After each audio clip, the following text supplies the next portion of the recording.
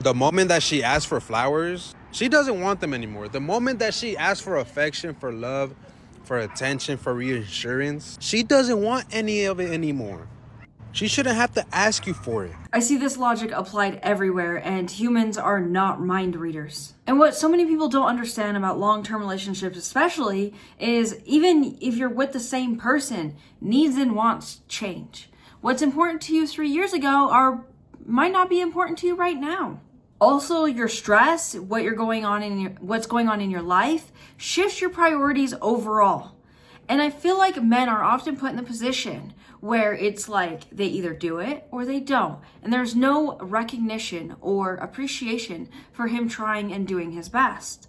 A lot of people don't realize, but healthy relationships, both people are communicating constantly what matters to them, what they hope for, what they want, what hurts them, what they need more of, and the other person may not always have the capacity to fulfill the other person's needs 24/7. And if you think about it, that's really selfish. If you're in a relationship and you expect the entire world to just revolve around you 24/7 and for him to be able to read your mind, it goes both ways too. I don't see a lot of women prioritizing the needs that men have.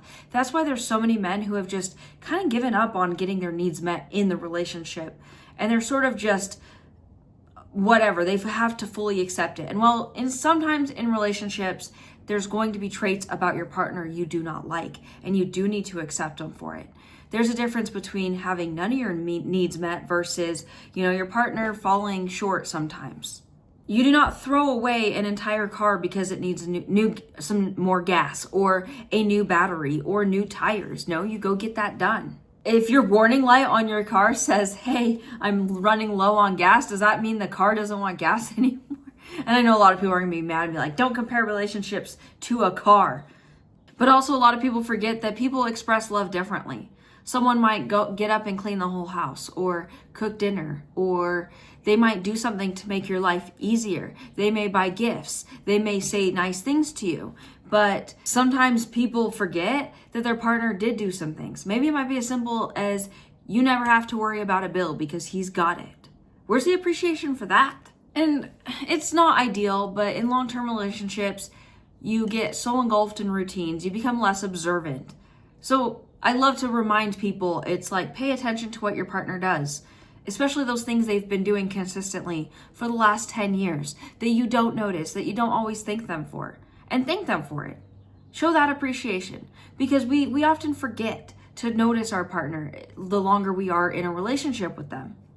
But that still doesn't mean you should expect your partner to read your mind 24/7, because that's not fair either. Also, what I hate about this is it's like if she has to bring it up, she doesn't want it anymore.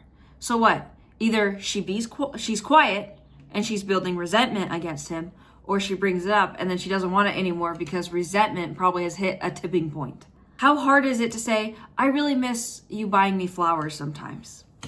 And then eventually he gets you flowers and then you're happy and excited about it. It's not that hard. And also, where does the appreciation come in when he made an effort? You brought up that you wanted flowers and then he surprises you with flowers. I mean, does that mean anything to you? Like, it should mean something. That shows that you expressed a need and it mattered enough to him that he made it happen. I mean, that's good stuff. And I also feel like a lot of women pin the idea of I shouldn't have to ask or he should just know because they don't want to have to communicate, because communicating is vulnerable and they're scared of that. So instead of saying that or realizing that's why they prefer that method, they build resentment in their relationships until it falls apart, and that's not okay.